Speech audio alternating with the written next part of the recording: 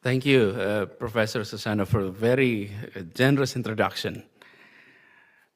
Professor Kanti Bajpai and all faculty members of the Lee Kuan Yew School of Public Policy, Mr. Ambassador, who are with us today, and all participants. It is indeed a privilege and honor for me to be here this afternoon, come back to Lee Kuan Yew School of Public Policy and had the opportunity to share some of our works. And yes, Jakarta has many challenges. I'll share a few. But coming to Singapore is truly a break.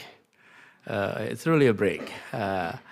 Coming to a city without worrying about water, without worrying about any of the challenge. I'm as visitors, because if you're in Jakarta, you travel, and then as much as you are observing the city, you're also thinking what needs to be fixed, what needs to be developed. But here we are visiting, and you don't have to worry about anything here in Singapore. So it's good to be back in Singapore, and I'm privileged with this opportunity to share some of the things that we're doing. Let me sort of share some of the the big pictures of our challenge in Jakarta. Jakarta is a city with 11 million population. So when it comes to some of the key features, we have 11 million people, and plus around 23 million in surrounding. So a total around 35 millions. That's Jakarta greater area. And the size of Jakarta itself is only 660 kilometers square. So basically 20 by 30 kilometers square. And we contributed 17% of our national GDP. So with the larger area, it's no less than 25% of the national GDP is in that area. So it is a city that is significant to Indonesia, and many challenges that we have. If I may say so, there's 4 big issues that whenever we're doing surveys, what are things that concern most to our resident? Number 1 would be cost of living. Number 2 would be healthcare. Number 3, education, employment. These are top 4 issues that our populations has always responding whenever there is a survey. And unfortunately, flood is never on the top list. Or fortunately, there is a global challenge that city like us is facing. 1, we're talking about climate change. And then 2, we're talking about, a more livable city. And this is sort of issues across the globe. We're talking about how can we make our city more livable? Because more and more people are living in the urban area. As of today, in Indonesia, we have around 56% of our population living in the urban area. And it is projected that by 2050, 75% of Indonesians will be living in the urban area. So we have these big challenges. And then those 4 challenges that I mentioned earlier. Surveys to our residents have come up with 4 issues. 1 is living costs. 2 is about health. 3 is about education. And 4 is about employment. So when it comes to living costs, what are the structure here? 1 is food. 2 is housing. 3 is mobility. These are components that are so critical when it comes to cost of living. When it comes to health, we're talking about coverage or insurance. And then education and employment. I'll talk about all of that. I'll address this first issue first. Because if you talk to people in Jakarta, what will be the most pressing issue? Everybody will talk about cost of living. That's number 1. And then on the first issue is food. We imported food from outside. So 99.9% of food available in the household of Jakartans or coming from outside the city. So ensuring food supplies is truly extremely critical to us. So when I was asked, Pak Anies, what is in your mind every day in the morning when you wake up as a governor? Then my reply would be, is the food price change?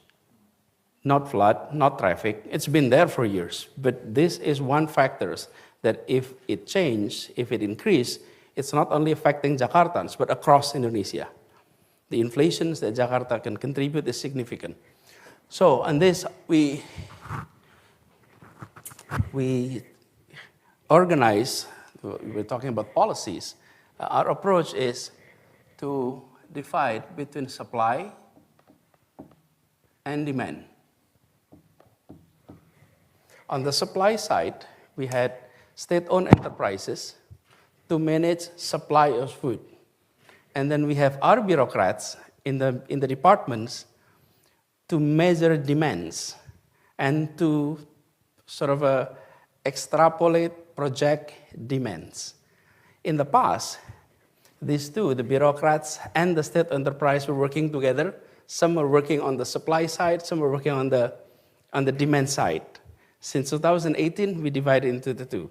The state-owned enterprises focus on supply, and the departments is focusing on demand. And none is working on the same issue. For example, when the company here, talking about supply, they form collaborations with certain region in Indonesia to produce rice, for example. In the past, that kind of collaborations are happening between our company and our Department of Food. And because of that, there is mismanagement issues. So that's two. And then number two is to make sure that food market is efficient. And to do that, we have an application called IPJ, Indeks Pangan Jakarta. So if any of you had the opportunity, download that application. It's called Index IPJ, Info Pangan Jakarta, and on that application, this is the applications, you will be able to see all commodities and the price change at real time. Why do we need this? This is in order to create a symmetric information within the market. That is how government intervene, not by subsidies, but by creating efficient market. So what price is reflected here? It's a wholesaler market, Pasar Induk Ramadjati. Pasar Induk Ramadjati is where all agricultural product is coming to Jakarta. It'll come to this one big market. By knowing the price there, we know exactly the difference between Pasar Induk and the retail store, the warung in the kampung. And by having this information transparent, we are able to create a more efficient market for food. So we rely on market, but government intervene by providing this and ensuring there is time in which we need to intervene. When we need to intervene, we're intervening at the wholesaler market so that the supply is stable. So that's one. Two, housing. On housing, there's two things here. There's not enough space there, so I'll use this here. I divided into two issues here. With regard to housing, there is home seeker, house seeker, those who wanted to have a house, and those who already have homes. We have two different policies here. Why I divide into two? Jakarta is the only area in Indonesia in which price of land were increasing significantly, and sometimes exponential level. So the price of land is truly increasing. Why? Because there is limited land, and prices keep going up. And one of the drivers for that increase of price is our property tax. So government is very effective in increasing price of land in Indonesia, in Jakarta, by introducing policies that, from our perspective, we'd like to increase our revenue from tax by giving property tax much higher rate. But on the other hand, it has effect on people that the price of land increasing, many unable to pay the tax. So for this, the tax policy we introduced to ensure they're able to stay where they are. On house seekers, for the one with purchasing power that is high, and those in the middle, and then those who are low income. The approach are different. For those with high purchasing power, we let the market to operate.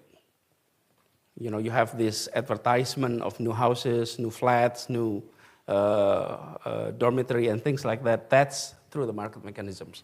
But those in the middle and the low income, they have difficulties entering the market and getting home. So on this area, we created a project. It's called Zero Down Payment Project. This is for those who are earning from minimum wage up to 15 million. Minimum wage is 4.6 million rupiah, which is in dollars, 400 Singapore dollars, up to 15 millions. 15 millions would be 1,500. So that's the range. Those who are making that level of monthly income, they are able to engage on a mortgage, on payment, monthly payment, but most of the time they didn't have the money for down payment.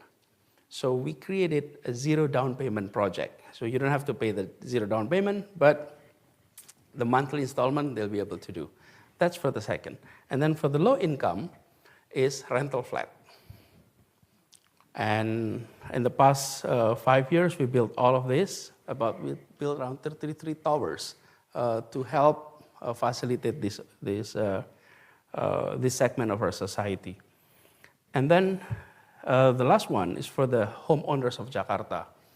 We have been seeing migrations on a regular basis and rather structural. Those who used to live in the middle relocating outside the city and selling their lands, many of them because they're unable to afford the property tax. If any of you were monitoring news from Indonesia, about a few weeks ago, there is a phenomenon called Citayam Fashion Week. Citayam Fashion Week, with the youth were coming. And we did it. We researched a little bit further. Many of these